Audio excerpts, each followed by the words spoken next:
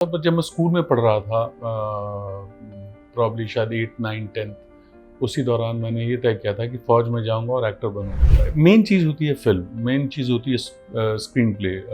अगर वो कहानी आपको अच्छी लगी है तो उसमें आपकी भूमिका छोटी भी हो तो असरदार हो। मुझे चुनना था और मैंने एसएसबी भी दिया था और साथ ही ड्रामा स्कूल दिया। ड्रामा स्कूल में हो गया। वो मेरे दोस्त हैं फ़ौज में बहुत सारे, तो जब उनको वर्दी में देखता हूँ तो एक प्राइड महसूस होता है। आप काम कर रहे हैं, मतलब सराहा जाता है, अच्छा लगता है और कई बार उतना अच्छा नहीं हो पाता है। रियल घटना पे आधारित है तो उसमें हमेशा भय बना रहता है कि लोगों की जो घटना कितने ही साल पहले हो चुकी है उसमें कितनी दिलचस्पी होगी लोगों की।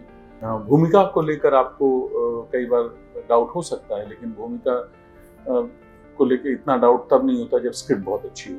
सर, बड़े दिन से मैं आपको ढूंढ रहा था कि कहीं आप पकड़ में आए और बैठा के आपका इंटरव्यू किया जाए, और बाई चांस मुझे मौका मिल गया क्योंकि आप मिशन रानीगंज में लगे हुए हैं। सबसे पहले ये बताइए, आप इंटरव्यू देने से बचते क्यों हैं? क्यों क्यों कम इंटरव्यूज देते हैं? नहीं, कुछ कहने के लिए है नहीं मेरे पास, मतलब वही चीज़ें दोहराता रहता हूँ। मेरी एक तो याददाश्त बहुत ख़राब है, तो मुझे अतीत का बहुत कुछ याद नहीं रहता, तो मेरे पास किस्से भी बहुत लिमिटेड हैं, वही किस्से दोहराता रहता हूँ, तो अजीब सा लगता है कि बार बार कितना ही बोल लूँगा मैं इसलिए यही रीज़न है। ये आपको लगता है कि मेरा काम ही बोल रहा है तो मतलब लेट द वर्क स्पीक? नहीं, इतनी एरोगेंस नहीं है कि काम ही बोल रहा है। आप काम कर रहे हैं, मतलब सराहा जाता है, अच्छा लगता है और कई बार उतना अच्छा नहीं हो पाता है, तो वो भी बात है, लेकिन वो कारण नहीं है कि काम ही बोल रहा है। वो है कि मुझे थोड़ी-सी झेप होती है और बहुत कुछ कहने के लिए मेरे पास है नहीं, तो और मैं बहुत अच्छा बोल भी नहीं पाता हूँ, तो वो भी मुझे लगता है कि क्या ही बोल लूँगा। एक्टर जो बड़ा अच्छा बोलते हैं ना, वो उससे पहले यही कहते हैं कि मैं बड़ा अच्छा बोल नहीं पाता। ये अक्सर होता है।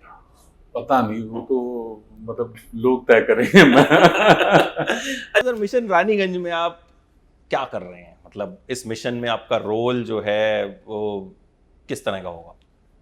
रोल है उस जो माइन है जहाँ ये दुर्घटना हुई है, उसका मालिक है, उसको चलाता है, बेसिकली मैनेजर है और अच्छी नीयत वाला आदमी है, ईमानदार आदमी है, इतने सालों से लगा हुआ है और अचानक ये दुर्घटना हो जाती है जिसमें ये इसकी नीयत बहुत साफ है, काम करना चाहता है, बचाना चाहता है, लेकिन शायद उतना कॉम्पिटेंट नहीं है क्योंकि आसपास का माहौल उसके साथ नहीं है।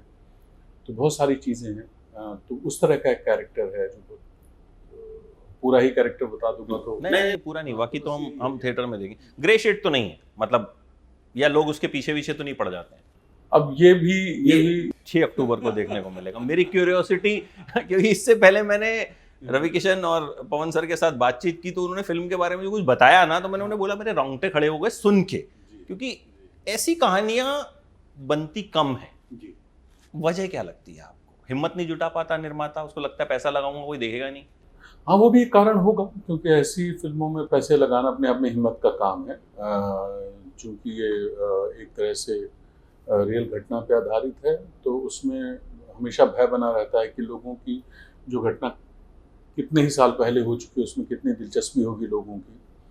लेकिन वो फिल्म मेकर का कन्विक्शन होता है, डायरेक्टर का कन्विक्शन होता है, राइटर का कन्विक्शन होता है, जो आप ऐसी फिल्म का हिस्सा बन पाते हैं। और हम तो, हमारे लिए तो जो स्क्रिप्ट है वो असल में वो है, क्या नाम है, केंद्र है। तो जब हम स्क्रिप्ट पढ़ते हैं तो आप आपका फैसला उस पर निर्भर करता है। जी। आपको लगता है कि कहानियां तो हैं, ढूंढने वाला चाहिए और बनाने वाला चाहिए? अक्सर हम शिकायत करते हैं कि यार कहानियां तो वही 3, 4, 5 होती हैं। वही एक गरीब लड़का है, वो डॉन बन जाता है, वो 4, 5 मतलब एक साथ कभी 100 गुंडे उड़ाता है, कभी 200 उड़ाता है, कभी इतने उड़ाता है कि मतलब उसको भी नहीं पता आफ्टर इफेक्ट में कितने डल जाएंगे। तो कहानियां तो हैं, बट ढूंढता नहीं है कोई। तो हमारे देश में कहानियों की भरमार है। मतलब ये जो देश है, इस मतलब इतनी विविधता है, इतना लिटरेचर है। मतलब आप हिंदी तो हिंदी है ना, उर्दू, कन्नड़, तमिल, बंगाली, उड़िया। आप अगर आप एक्सप्लोर करना चाहें तो आपके पास मतलब अथाह सागर है ये। दुर्भाग्य से पढ़ने लिखने की जो वो है, जो रुचि है, वो कम हो गई संभवतः लोगों में।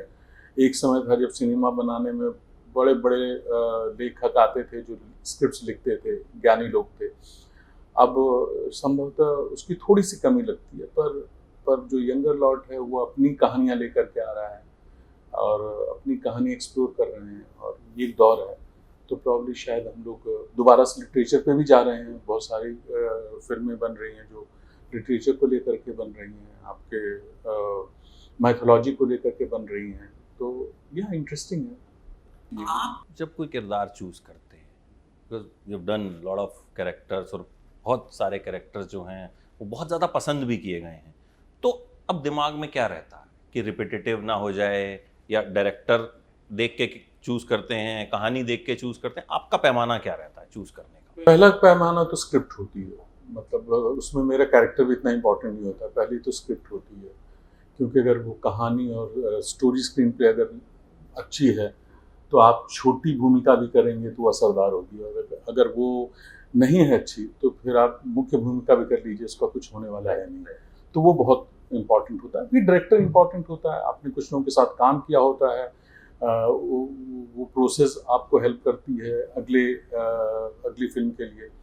तो जैसे टीनू सर थे, इनके साथ मैंने पहले फिल्म की थी रुस्तम, ये मेरी दूसरी फिल्म है इनके साथ।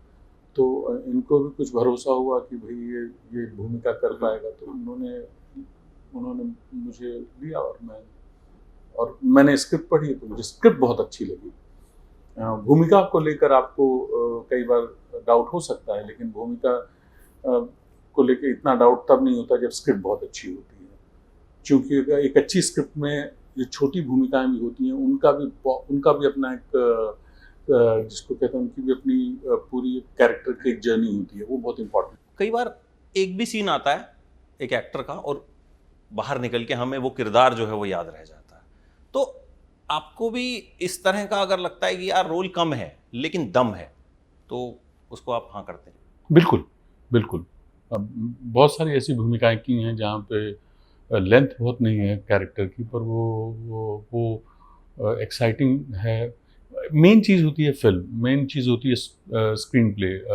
अगर वो कहानी आपको अच्छी लगी है तो उसमें आपकी भूमिका छोटी भी हो तो असरदार होगी।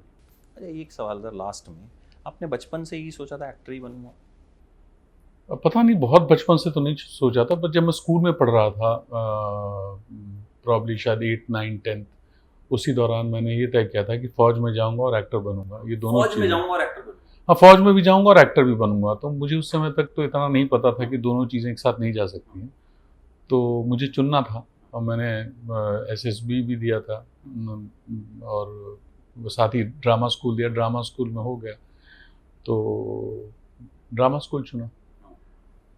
तो फिर फिल्म में फौजी बन जाएंगे, मतलब ये तो दोनों सपने एक साथ पूरे हो सकते हैं। जी बिल्कुल। मैंने किया, एक फिल्म की है जिसमें मैं फौजी बना हूँ, तो वो हाँ। और फिर मेरे सपने मेरे दोस्त पूरा करते हैं। वो मेरे दोस्त हैं फौज में, बहुत सारे, मिलिट्री स्कूल से पढ़ा हूँ तो बहुत सारे दोस्त हैं जो फौजी हैं, तो उनके माध्यम से वो सपने पूरे। तो जब उनको वर्दी में देखता हूँ तो एक प्राइड महसूस होता है। और मेरे ख्याल से ये कहानी भी जब हम स्क्रीन पे देखेंगे तो प्राइड महसूस होगा कि कैसे एक शख्स ने इस तरह का मिशन पूरा किया जो दुनिया में कहीं नहीं किया गया। जी बिल्कुल बिल्कुल। तो उम्मीद करते हैं सर एक बार फिर से जो है अच्छा सिनेमा देखने को मिलेगा, और मैं एक उम्मीद ये करता हूँ कि मेरा भी एक सपना है कि आपके साथ बैठ के डिटेल में बातचीत की जाए। बिल्कुल बिल्कुल करेंगे। और आप थोड़े बहुत किस्से तो मुझे बताएं, जितने आपको पता है वो मैं थोड़े तो मैं निकलवा लूंगा। Thank you so much sir, it was an honour interviewing you. Thanks lot. Thank you so much, बहुत बहुत शुक्रिया।